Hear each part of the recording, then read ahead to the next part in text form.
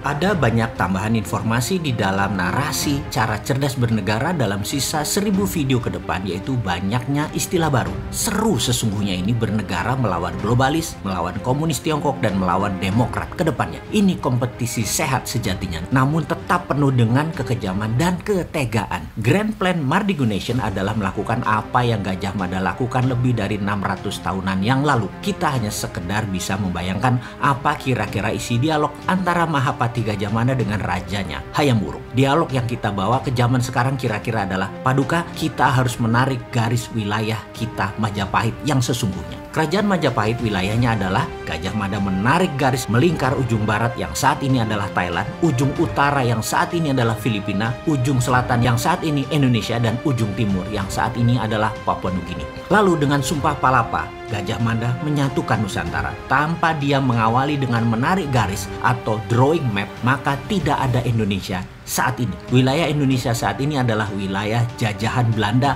Plek. Kalau kita mengikuti wilayah Majapahit dan Nusantara, sesungguhnya maka selatan Thailand, Malaysia, Singapura, Brunei, Filipina, Papua Nugini adalah wilayah Indonesia saat ini. Jadi di dalam Mardigu Nation, di mana di dalam tahun 2049 nanti, ketika dunia baru tercipta karena perang berkepanjangan antara demokrasi versus komunis, Amerika versus Tiongkok, dan globalis versus nasionalis, maka tatanan dunia baru terbentuk. Mardigu Nation akan membentuk New Nusantara atau Nusantara baru. Ketika Kra Kanal dipotong, maka negara ASEAN terbelah dua. ASEAN kontinental menyambung sama daratan Asia. ASEAN Archipelago adalah wilayah laut terluas di dunia. Nusantara adalah 5 negara ASEAN Archipelago ditambah negara-negara kepulauan Pasifik Selatan dengan total 22 negara. Jika ditambah Australia dan New Zealand, maka negara kesatuan tersebut yang berbasis konfederasi adalah 24 negara. Itulah redraw map baru atas nama Nusantara. Ini semua hanya rencana di kertas, yang semua dirincikan di novel fiksi futuristik karya Mardigu yang berjudul Negeri Cincin Api. Namun, sebagai narator halunya Bosman tadi adalah pesan yang ditunjukkan ke anak muda yang memiliki new mind adalah semuanya itu mungkin terjadi. Bertahap kita susun rencana untuk sampai ke sana. Kalaupun target bintang kita capai tidak tercapai untuk menjadi Nusantara tersebut, maka setidaknya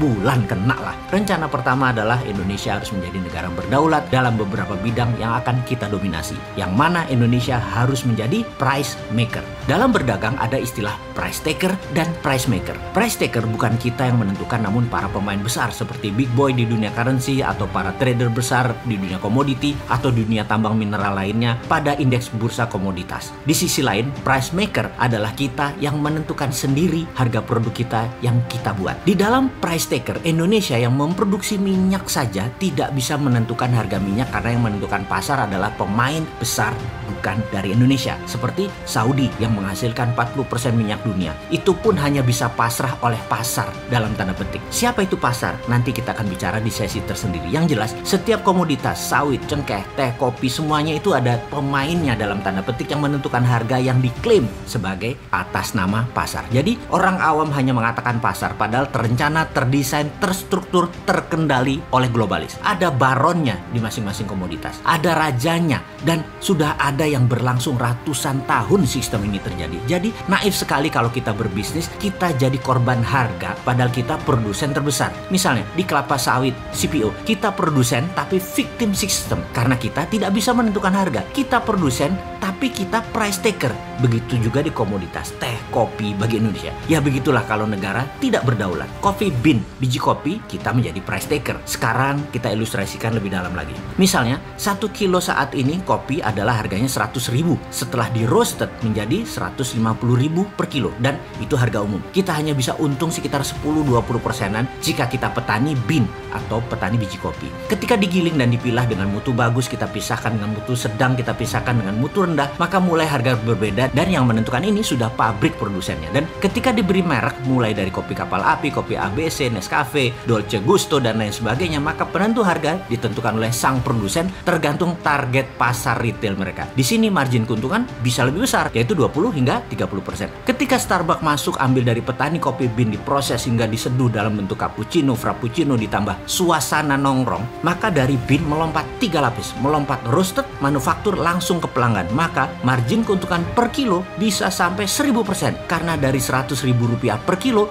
diproses hingga jual 15 gram 50.000. Catatan, harga cappuccino di Starbucks hanya membutuhkan 35 gram kopi kurang lebih, atau 1 kilo bisa buat 30 cup cappuccino. Ini adalah price maker strategi, di mana strategi bisnis tadi menentukan harga premium dari sebuah kopi atau maksimum potensial dari sebuah komoditas kopi. Dalam strategi price yang dilakukan Starbucks, ini adalah contoh tersempurna. Starbucks contoh sempurna dari strategi bisnis midstream, hilir, hingga high end. Starbucks ini sahamnya salah satu darlingnya Wall Street karena sudah naik 5.000% sejak IPO. Sekarang kita bicara lebih dalam lagi tentang pelajaran harga negara kita. Untuk hard commodity, soft commodity, bursa precious metal, kita harus punya bursanya di dalam negeri sendiri yang tidak mengikuti bursa internasional selama mainnya di dalam negeri. Kitalah penentu harga jual dan harga beli berdasarkan pasar penawaran dan pembelian domestik. Jadi harga nikel, tembaga, kalsium karbonat, bauksit, gold, silver, apapun itu selama pembelinya lokal, maka bursanya lokal. Perlu dicatat, mineral Indonesia itu bisa merupakan 50% mineral dunia. Kitalah yang menentukan harga seharusnya. Kitalah price maker seharusnya. Lalu bisnis turunan dari mineral dasar tadi seperti cerita kopi komoditi